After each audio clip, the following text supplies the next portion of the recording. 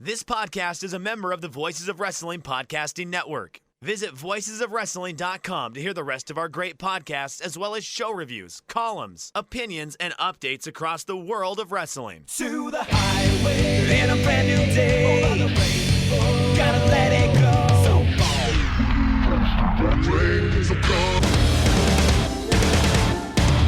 fast to finger down. Dance tonight together.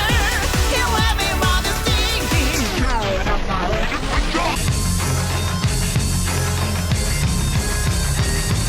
你看到我就怕，头皮发麻，我的手。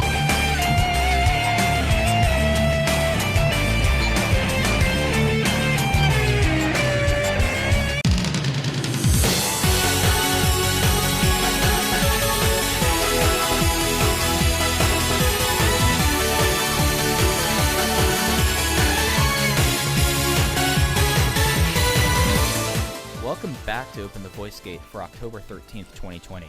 We are members of the Voices of Wrestling Podcast Network. You can find us on the Voices of Wrestling podcast feed or our own dedicated feed on all podcast platforms and applications.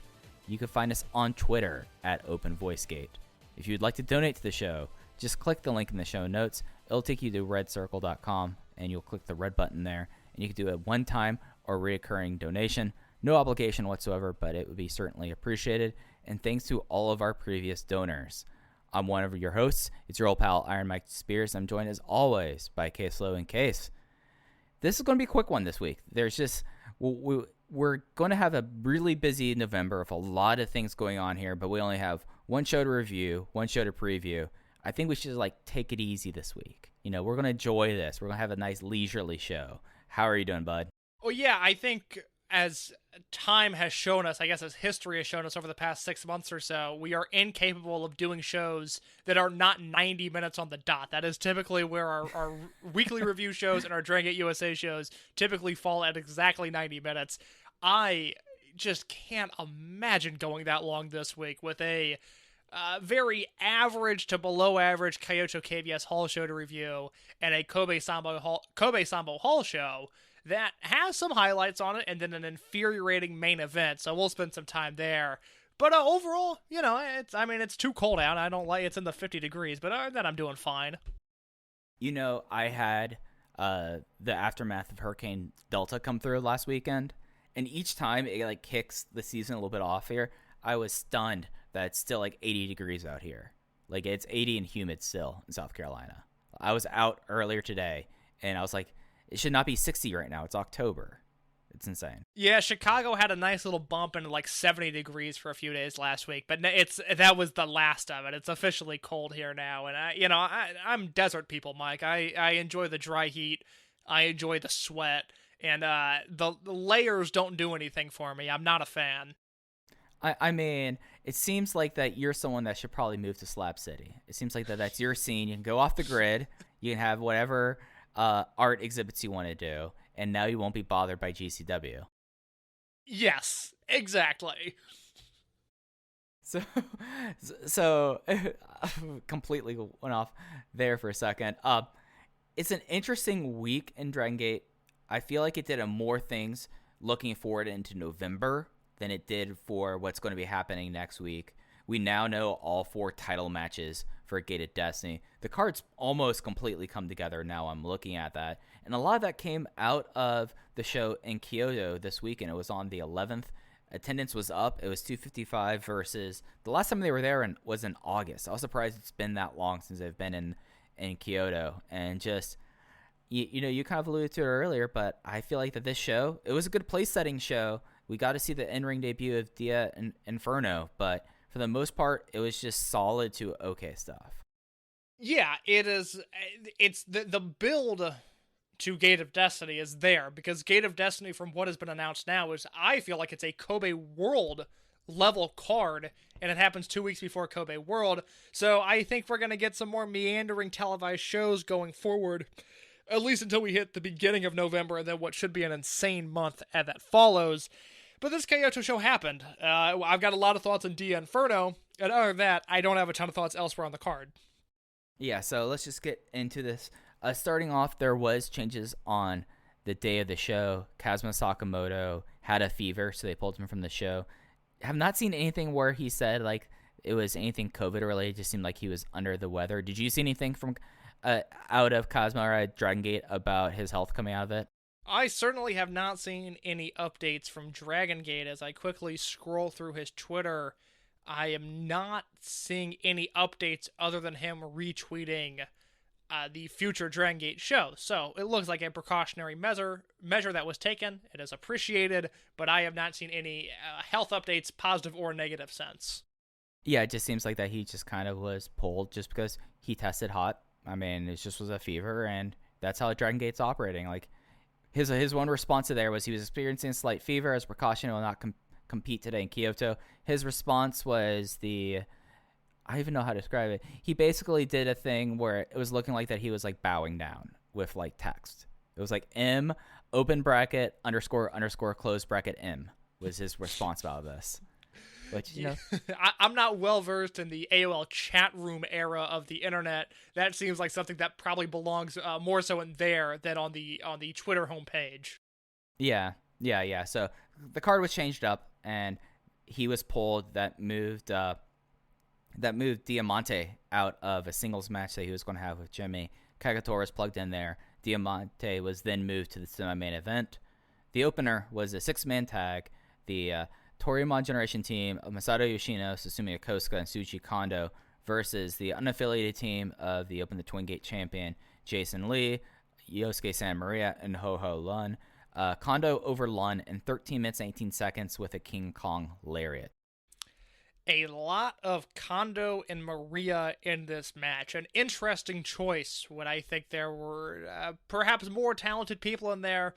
Could have used a lot of Kondo versus Lee. I think that would have been fun. Even Yokosuka versus Maria is a nice combination, but we got a lot of Kondo-Maria, which is perhaps the least interesting pair you could get here. Yep, it was just shenanigans with Maria. Yoshino basically had the night off. Good for him. And it was something that it was like mainly Maria in this match. It was a nice, easy day for Yoshino, Yokosuka, Lee, and Lun. Lun did get in towards the end, and then finally things picked up. There was a deep schoolboy that they got, that Lun got right into the finish before he got absolutely murdered with the King Kong lariat. 2.5 stars. It was not a bad match. It just was a shenanigan opener, which was, I mean, this is sometimes we get with Yosuke Santa Maria, and it's not the kind of Maria that I like. So it's just like, okay, this is happening. I'm glad that Yoshino's taking it easy. Those were my big takeaways. Well, and Jason Lee's a champion now. Jason Lee deserves a night off. He's a hardworking man. Okay, he's got gold around his waist. He can take a night off if he's opening in Kyoto. Good for him. Yeah. And then when you also like look at like Yokosuka, you would think there would be maybe a little bit of build up towards that title match at Gate Destiny. No, that happened later on in the show. It just was there. That led us to the singles match on the show. Kagatora versus Jimmy. Kagatora won with the Gura Makakari in 11 minutes and 18 seconds over Jimmy. And it was nice seeing Jimmy and them do stuff. The one thing that's worth saying, this Kyoto crowd kind of sat on their hands a lot during the show, because I thought that the ring work on a lot of the stuff was really at a high level, but the crowd was just dead.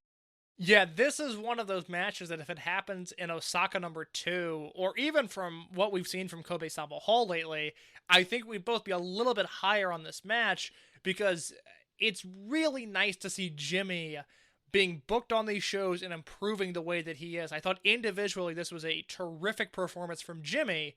And what was the original booking here? Diamante versus Jimmy? Right. Yeah, I'd like to see that at some point, because I'm sure Diamante has, he'll take like a monkey flip to the floor or something, some ridiculous lucha bump that he's got stored up for Jimmy. But Kagatora and Jimmy work well together. This was a nice little 3-star match, appropriate for what it was on the card, worked well given the substitution later on in the day. I like this a lot. Jimmy is really improving, and it's nice to see. Yeah, like this was really something that Jimmy got to show off his improvement. I mean, he still has like insane flying skills with that, and he's the one guy who hasn't really cut from everyone else, who decided just to gain a lot of weight during quarantine. I still don't know the full story about why Benkei decided to gain 30 pounds and lose even more of it. It just seems like he's bored. But it's something where Jimmy, like, we're getting to see, like, this is probably the most we've seen of Jimmy by himself in the ring, and I came away really impressed by him. The one thing that, like, it was the thing I'd like to see him work on is some of the strikes, especially against someone like Kagatora, who's known for, like, the slaps that get a good noise out of it. It didn't necessarily, like, add up, but I felt like that this, getting 11 minutes to see Jimmy's making a step forward, and I would hope to see more of him up and down the cards. What about the class of 2020? They are awfully impressive, and they were in match 3. Yes, match 3 was the class of 2020 offer match. This had UT teaming up with Takedo Kamei, the shortest team on the roster. I think that's fair to say. It has to be. I can't imagine. I don't want to see a shorter team than that. Yeah. And it's, I mean, combined, they are probably a combined 10 foot 6 inches if you had one of them staying on the other's shoulders. However, the other team does have a long boy in it, and Madoka Kakuta and Kento Kabune. Kento Kabune scored a pin on UT with his version of the straight jacket suplex hold in 14 minutes and 23 seconds, the second longest match on this show. Yeah, they got a lot of time here. I thought it was not the most impressive match we've seen from the class of 2020. They've had better matches, they've had higher profile matches, but we now see them assimilating into the mid-card of Dragongate, where it doesn't feel insane to see a match entirely carried by the rookies, and then UT, who was reasonably and realistically the lowest ranking roster member there is of someone on the main roster. So for them to get this much time, I think is a huge seal of approval. Yeah, and UT worked well here, but this really was the story of Kamei, Kabune, and Kakuta, and really it was like interesting stuff where it started off with UT and Kabune just trying to power each other around, just like muscling each other. And of course, Kabune, the bigger guy, was able to get advantage out of there. And then Kakuta rocked Kamei a lot, and it was really effective stuff. Like, Kakuta's starting to feel himself. We're starting to get a sense out of it. Last week, you did the appropriate tag. Maybe he is someone that you put some muscle on, and he's going to be like a power junior, like Shingo Takagi. And you kind of get to see a little bit of that. Maybe, I don't know his fluency. I don't know if he's a podcast guy. Maybe he was like, yeah, you know what? I listen to Case and Mike. He seems like I could be a Shingo Takagi guy, because I felt like we saw some of that out of him on the show. There's a moment where Kakuta gets a hot tag and UT's in the ring, and his first instinct, Kakuta's, is to attempt a bicycle kick. It was actually on Takedo Kamei, and Kamei ducked out of the way. But for him to come out of the stable like an angry, pissed off horse, like a stallion, and go for that bicycle kick on what might have been his first move of the match, I really, really liked it. Just being like, well, I'm tagged in now. Now I'm going to kick people's faces off. It was really 0 to 60. It was nice to see. I like that, though, because he is the big X factor we had for the first few months of his career. Now he's just like a guy who's going to come in here and take off heads, and I like that a whole lot. That this was a match where, like, Kamei's, I feel like his ring style is coming together a little bit quicker than the other two's, because, like, he had, like, this awesome evade out of a crab hold. Like, it looked like there was a moment where Kabune was going to put him in a Boston crab. Instead, he like did like a flip out of it, like a mini Taharis or Rana into a pinning hold, and I thought that was really rad. And just the idea that Takedo Kamei's character is that he is smaller, but he probably is more awareness of what can work in a wrestling ring to his advantage than either of the other two.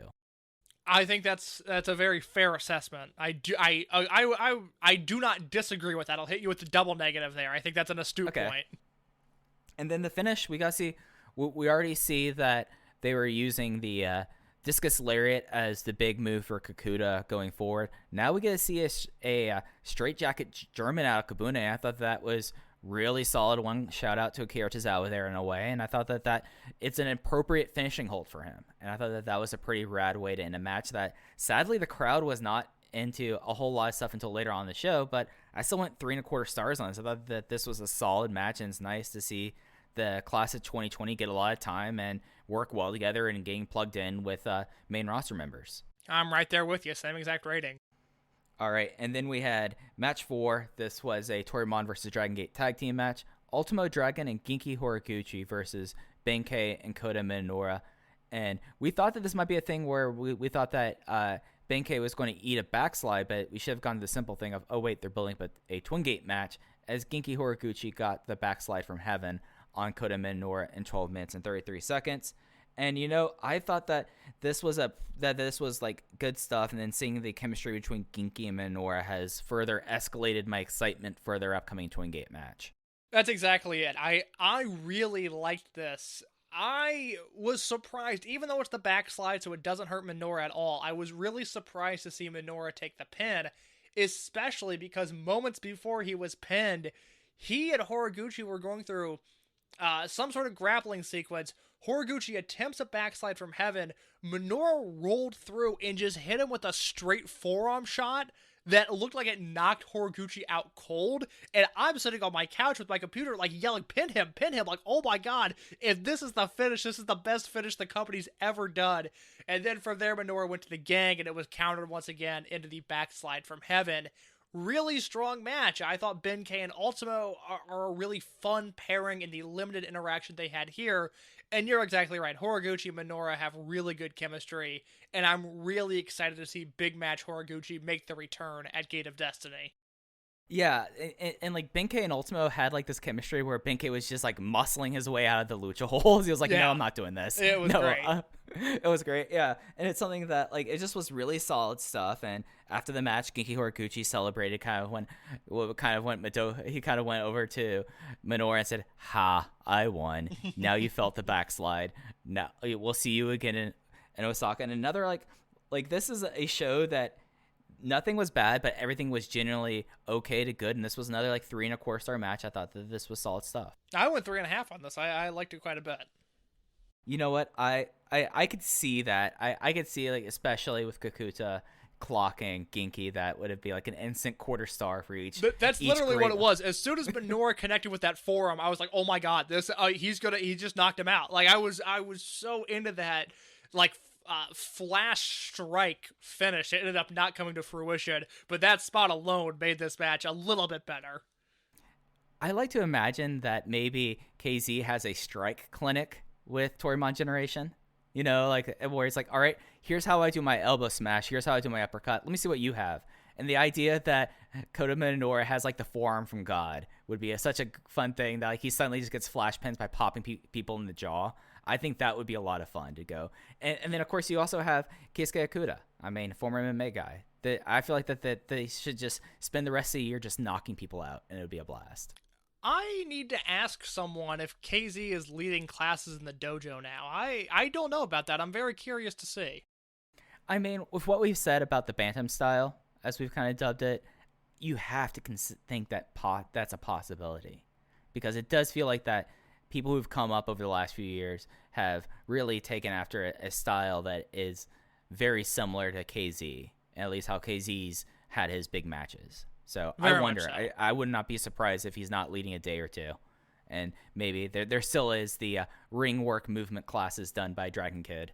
He's going to break dance in the ring, and you're going to learn how to control your body with that. So I have heard about those classes. Have you heard about DK's classes? Yeah, there's. For those that don't know, the Dragon Gate Dojo typically works with 1 or 2 wrestlers leading classes per day. I know Yoshino does a lot of cardio. Dragon Kid, just, again, he controls and contorts his body in various ways, and the rest of the roster has to try to do what he does. And then it's sort of a filtering cast through there. And again, I'm never sure who is exactly teaching what at what time, but I would be interested to know that, I think KZ's experienced enough now to be in the dojo, so I will try to come up with an update on that, because I'm very curious. Yeah. Of course, the worst cardio guy there was Tozawa. Tozawa would have them run 10Ks. There are some stories of Shima in the dojo, and him, it's just like, hey, today we're biking a marathon. Like, we're doing 26.2 miles today. Like, let's get going. Of stuff equivalent to that. Of, again, you show up for your wrestling school practice. Like, was it headlock class today? She'd be like, actually, we're biking through all of Japan. That is today's activity. We're going to see all the sights in Greater Hyogo Prefecture. It's the greatest tourist destination you can get, is just biking through Japan with Shima, and also being in the dojo at the same time. Yeah. I had to think KZ's involved at some portion, or at least there's some inspiration there. Speak of inspiration, we got a really inspired semi-main event with Team Boku of Naruki Doi, Ryotsu Shimizu, and Punch Tominaga versus BB Hulk, Takashi Yoshida, and Diamante. Originally, this was going to be Kazuma Sakamoto, as we talked about before. Punch Tominaga got the win after he countered the Cyber Bomb in 11 minutes and 11 seconds. And I don't think RED gets what Osu is. Look, Team Boku, it's gotta fix itself quickly, because I was not into this. I'm not into the Kobe Sambo Hall match. It's not what I want. It's the problem is that it's being treated like a main event act, and it is not that, and it is gravely concerning. Well, I mean, if Punch Tominaga is getting a Triangle Gate shot with your new proto unit, then you have some questions to be made. Yeah, I thought this was the worst thing on the show. I was not into this at all. I liked that Punch Tominaga worked well with Doi and Shimizu. Like, Tominaga's been better in the ring as of late, and that's like my biggest takeaway out of this match. Yeah, no, well, we went over the list of the great Punch Tominaga matches about a month ago now, and you're right, he's not... I don't know what it is, but he is better. Now, what better means to Punch Tominaga is an interesting story, but he's not embarrassing himself in the ring, but this was just not what I was looking for. Yeah, and after the match, Team Boku challenged for the Triangle Gate at Gate Destiny. However, there's a stipulation with this match. It is going to be, if Team Boku loses, then Ryotsu Shimizu character is discontinued. So this really might just be a transitional thing. We might be seeing whatever Shimizu is going to be coming out of this, but we'll talk more about that Triangle Gate as we get closer to Gated Destiny. And then we have our main event. It is the Dragongate versus RED 8-man tag team match. The Dragongate team, this was a big face-off Road to main event. This was Yamato, KZ, Keisuke Okuda, and Dragon Dia versus the people to be facing off or are paired off against at this point, and Ada, Kaito Ishida, Kai, and Dia Inferno. Inferno got the win after a mask grip in 16 minutes and 7 seconds. What do we think? I mean, I will say up top, the night before the show happened, and I was not watching this show live, I watched it Sunday morning. The night before the show happened, though, I was buzzing with excitement for Dia Inferno. Just could not believe that this character that came across so well in Korakuen was already going to wrestle. He wrestled in the house shows over the weekend and then wrestled here. What did you think of the debut? I'm conflicted. I think that the ring work is there, but I look at the mask, and that must be hell to wrestle in. You know, like being able to see out of it, being able to breathe in that mask, like it's more restraining than Drago's mask ever was. It looks like it's more rubber on top of whomever's head it is. But I feel like the ring work was great. I just wonder about the mask, because it's a great look. Don't get me wrong there. I just look at him like, that must suck to wrestle in, especially like a nearly 20-minute match. Do we think, after what we've seen here, and Dia Inferno was wrestling really more of a brawl-based style, there were no in-ring indicators as to who it might be, with the exception of, I just don't think this person is tall enough to be Shun Skywalker. But do we think this is a character that is, we'll say, getting unmasked before the end of 2020? Or is this a long-term Darkness Dragon-like character? I just look at that mask and it makes me think that that after a while, whomever's under that mask is going to be like, we have to do something about this. Because I'm just like looking at that mask, I'm like, okay, you're wearing a full bodysuit, one. You're wearing a jacket over it, and you're wearing that mask. That can't be fun. That can't be fun at all. I'm still of the belief, and at least the style-wise, and especially seeing them in the ring, unless they're having multiple people play Dia Inferno, different shows, I'm still of the belief that I am now pretty certain it's not Shun Skywalker. It's not Shun.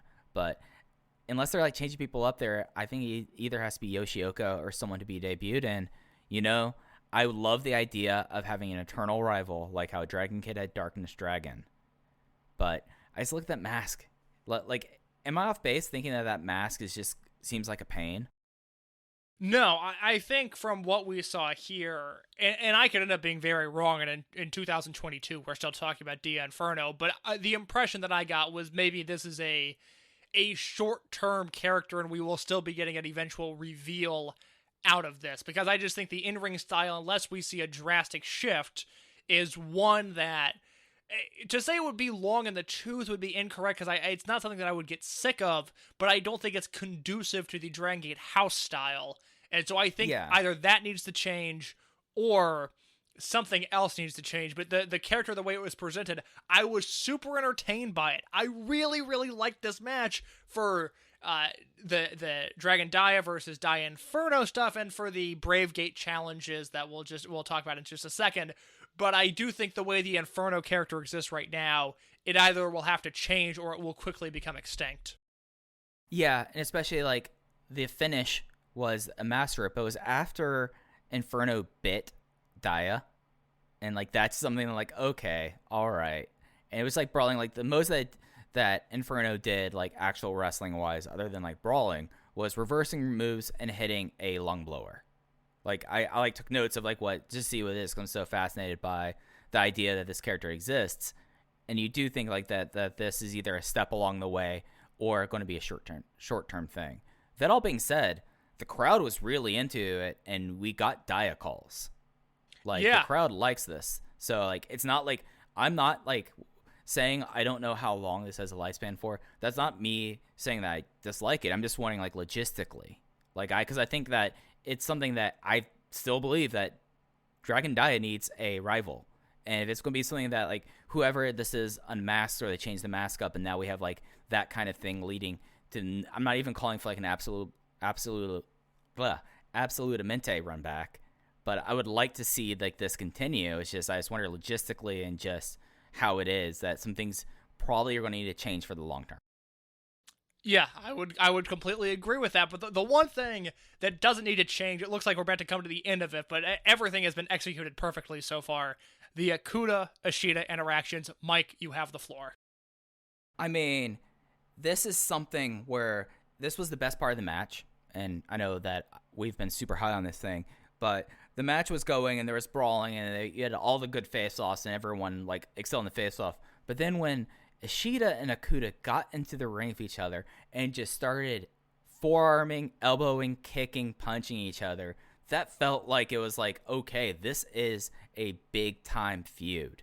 And this like makes me think that, all right, when we come to Gate Destiny, we're going to see the conclusion of what was the feud of the year. And it just, each time I see this, they don't take nights off in this feud. They keep on like adding new twists and turns to it. And now we finally get the idea of like, we're coming to a head soon, but I want to rip your face off. And that was the thing that like, as soon as they had like their face off, that's when this match really kicked a gear that this became the clear match of the night.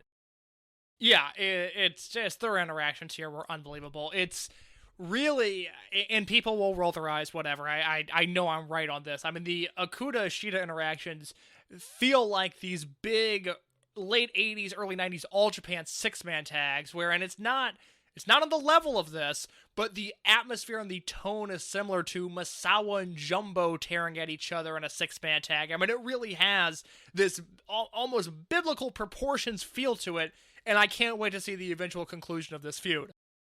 And then when you look at how Dragon System does like feuds and long-term feuds, this kind of is like set apart of that. This is something that's been a constant focus for both of these guys for a full calendar year. Like the only Brave feud that had this long of a build was Ricochet and Pac. And this is different. This is actually feels like a blood feud and not proving a point on who's the better flyer. And the beautiful thing is, we'll get interactions between these two for the rest of their careers. It's not like the heat is going to go anywhere. I think this has a chance to, again, like a Ricochet versus Pac, and unfortunately, Pac left so soon after that Bravegate feud ended, and really, maybe that's the wrong example, because they started teaming pretty much shortly after that feud ended, but this kind of has one of those deals where, 3 years from now, we're going to have some 9-man tag at Korakuen Hall, and Ishida and Okuda are going to get a spot to kick the ever-living crap out of each other, and it's going to get over off the back of what has happened this year in this feud. Yeah, it's a big groundwork thing. And then Ada and KZ, their face-offs were good here as well as Yamato versus Kai. Really makes you want to have a no-ropes match between Yamato and Kai. It does feel like that Yamato's tapping into something that we have not seen in a long time. I hope they do it. They're not going to do it at Gate of Destiny, obviously, but I really hope they do it at some point, because it's been 6 years since we've seen a no ropes match now, and I think the last one was Yamato T-Hawk, right? Yes. If there was ever another one to do, it's Yamato versus Kai. Yeah, and I feel like that's something that you could run back this match at Kobe World with this. Very true. And that's it for Kyoto. It's a good show. Like, it's not like an exceptional show. It was very much a place-setting show that was really enjoyable. The main event and then the class of 2020 is the stuff to really seek out, but, you know, it's a 2-hour show, really. If you, like, trim things out there, you'll get through it pretty quickly. It'll be up on the network through the 17th. It was a good time. I watched the main event. Really good. 3 3/4 from me. Same. And then we only have one televised show that's going to be happening this week. They're going to be back in the friendly confines of Sambo Hall on the 17th. It's a 6 p.m. Japanese Standard Time start. That means it's 5 a.m. for the East Coast. That means it is 4 Central as well. And UTC would be at 9 a.m. So 9 a.m. and then 10 a.m. in London. I have an app right now to make sure I get these times right, Case. That's what I was stalling for, was to make sure I got all the times right on that. And I like it. Time Zone King Mike Spears. Time Zone King Mike Spears. I mean, I'm in the worst time zone, but, you know, it is what it is. You can't win them all. Can't win them all. So, interesting Kobe Sambo Hall show. I'm going to run down the card quick, and then we can give our thoughts. I feel like that I know there's one match that you have a lot of takes on, and I have an interesting thing proposed in the opener. Yeah, I've got a lot of big picture thoughts on this card, so go for it. All right, the opener is the Dragongate team of Benkei, Kota Minoura, and Jason Lee versus the class of 2020. It's Kamune, Kame, and Kakuta. Tag match in match 2. It is Yosuke Santa Maria and UT of Dragongate Army versus Masaki Mochizuki and Genki Horiguchi. Mochizuki was at the N1 finale show, and that's why he wasn't in Kyoto. Match 3, Yamato and Keisuke Okuda versus Kai and Kaito Ishida. So straight build for a Gate of Destiny right there. Match 4 is a very interesting match. It is all Toryumon, as it's Ultimo Dragon, Masato Yoshino, and Susumu Yokosuka versus Dragon Kid, Tsuji Kondo, and Kagatora. A lot of history between these 6 guys. Match 5, semi-main event. Another preview match. KZ and Dragon Dia versus Ada and Dia Inferno. And your main event, it is a Triangle Gate preview match with the full Team Boku of Naruki Doi, Ryo Saito, Ryotsu Shimizu, and Punch Tominaga versus RED of BB Hulk, Takashi Yoshida, Diamante, and Hyo. Look, I hate that main event. I don't like a thing about it. I don't think that match looks good on paper. And the fact that this Team Boku gimmick is headlining a show over KZ and Dia versus Eita and Inferno, I just don't get it. I mean, I did not think I was going to come on this show, after August and complain about how little Dragongate was doing with Eita. I thought, if anything, it would be the opposite, that he would be shoved down our throats in these main events. But for them to not headline this show with that, or even Yamato and Okuda versus Kai and Ishida, I think it is utterly ridiculous. I hate that main event. I'm not looking forward to sitting down and watching it, because I think it's a lot of guys that are going to bring out the worst instincts in others. And you've got your Dreamgate preview match right before, with your 2 most interesting characters in Dragon Dia and Dia Inferno as well. It is an infuriating thing to look at. But outside of that main event, especially for a Kobe Sambo Hall show, Mike, I think this card looks terrific. Yeah, I mean, everything here outside the main event, you cover that as well. My thoughts, I'm not as down on the main event, but when I see Yoshida, Diamante, and Hyo in a main event, I figure, okay, my expectations are lowered. But you have the excellent preview match as a semi-main. It's going to be a match where you can't really hide Inferno, so we'll probably get more ideas about the wrestler and the character there. Match 4 with Ultimo Yoshino and Yokosuka versus DK, Kondo, and Kagatora. That should be a whole lot of fun. I mean, you have Kondo and Kid teaming, and then you have Kagatora going up against his former tag team partner, Yoshino going against Kondo, Ultimo versus Dragon Kid. A lot of interesting permutations that go on with that match.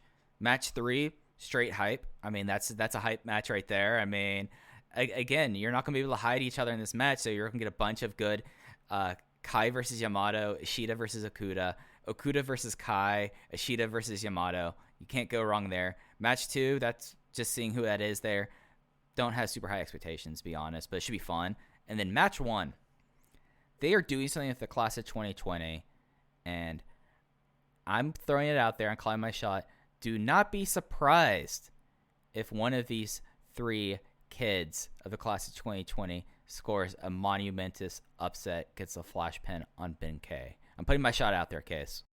I think you're going to be right, too. Mike pitched this to me last night. I was annoyed that he thought of it instead of me. I would like to take credit for this take that will likely be accurate, because it's either, Minoru's going to pin one of these kids, or just given the momentum that we've seen from them, where Kikuta won in Fukuoka, the whole generation won at Korakuen Hall. We saw Kabune win at Kyoto this past week, and I think the kids are winning again. They're not pinning a champion, which means I think they're rolling up Ben K for a win. I think you're right on the money there. And I'll go one further. Turtle Coon's going to debut his flash pin. Ooh. That, look, when he debuted, I would have said Takedo Kamai will never pin Ben K in his entire career, but given sort of the upward trajectory we've seen from Kamai, and Ben K being cycled down, I'm not worried about his future at this moment, but he is just being cycled down the card for a little bit. I can't rule it out. It is an interesting time to be alive, but I cannot rule it out. Yeah, so really interesting Kobe show. We'll see how right I am. I'm either incredibly right, somewhat right, or a big dummy. I'm totally okay with all 3 of those. And a lot to sink your teeth into, even if the main event is probably going to be... I mean, you can punch Hamanaga in a main event with Hyo. I mean, as much as I love my small leopard son, I don't have any misguided aspirations about him in his career. Maybe we get to see Diamante take a crazy dive off of something Shimizu does. That's what I'm hoping for at that main event. It's match 3. It's match 3 fodder. It has no business being a main event. I'm really annoyed about that. It's Saito and Tamanaga in a main event. Forget the RED side, which is a weak-looking RED lineup, but even then, it's Saito and Tamanaga in a main event. I just hate that, because I really like the rest of this card. Even if that was match 3, I wouldn't mind it, but in the main event, that's just unacceptable to me. No, I don't disagree with you there. Any other big thoughts you have before we get out of here? We said this was going to be a little bit of a tight one, and this is. We have all the big matches at Gated Destiny together. I don't know if they're going to be building up anything else there. And, I mean, I think next week on the 25th is Nara, and that's going to close out October. Again, this was kind of a chill week, a chill month. It's going to kick up very quickly. We have one last televised show before Gated Destiny on the 3rd. Yeah, no, it's a slow week. It's a necessary one because it is such a slow week. And Mike and I will do plenty of coverage of this match in a few weeks on this show. But Dragongate Network uploaded Gate of Destiny 2015. It is a sneaky best show ever contender in the Dragon System universe. I don't think it is their best show ever, but it is legitimately up there. And the main event is Shingo Takagi versus Masakimo Suzuki. It is a 5-star match. It finished number 11 in the Voices of Wrestling Match of the Year poll that year, in a New Japan that still had Shinsuke Nakamura and AJ Styles, and fell really only behind those matches and the Sasha Banks and Bayley matches from NXT. And it is the, in my opinion, greatest match in Dragon Gate history. I rewatched it last night. I maintain that opinion. I have been reviewing essentially every show, or at least every Korakuen Hall and every big show for voiceofwrestling.com since 2015. I gave that match 5 stars, and I have not given 5 stars to a Dragon Gate match ever since. So we're on a 5-year drought of perfection, but it will never top what Shingo and Mochizuki did. That is on the Dragon Gate Network. Again, we'll talk about it more in a few weeks, but that is out there. Since it's a slow week, Kyoto's really non-essential viewing. Go watch that match instead. And I'll say this. I'm revising something. It is a 5-star match in my books, too. Yes. It is the last Dragon Gate 5-star match they've had. And I'm looking at Cage Match right now. We know this is not the case, but it is listed as a Wrestling Observer newsletter 5-star match. So, oh, Dave. Oh, Dave. we'll get a lot into this match, and we're going to do our recommendations because they're putting up all the Gate Destinies next week or the week after next. But we'll be talking about that soon. But I think that's going to do it, Case, unless you have anything else you want to hit on before we get out of here. Now let's get out of here. All right, so that's it for this week on Open the Voice Gate. We'll be back next week talking about Kobe Sambo Hall, as we are going to have October soon coming to the close as we get into November 2020, the biggest month in Dragon System history. So you can follow us on Twitter at Open Voice Gate. You can follow Case on Twitter _InnerCase. And I'm at Fujiheya with 2 eyes, like Don Fuji. So for Case, I'm Mike, and we'll catch you next time on Open the Voice Gate. Take care.